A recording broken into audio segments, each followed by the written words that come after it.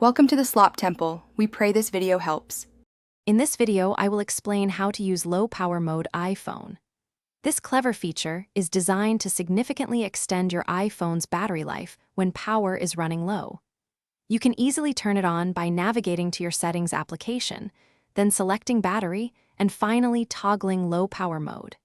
For even quicker access, you can add its dedicated switch to your control center, making it just a swipe and a tap away. When active, low-power mode intelligently reduces background activities that consume significant power. This means automatic downloads for applications and software updates are paused, background app refreshing is temporarily disabled, and certain visual effects become less pronounced. Your screen's refresh rate might also be limited to 60 Hz on many models, and 5G cellular performance is optimized, all working together to help your battery last much longer between charges. Low-power mode is best utilized when your iPhone's battery level falls below 20%, or if you know you'll be away from a charger for an extended period. It is designed to buy you valuable extra hours of use. You can always tell if low-power mode is active by simply glancing at your status bar.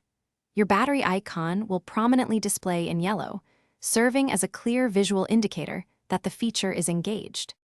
It is important to know that low-power mode will automatically switch off once your iPhone charges past 80% capacity.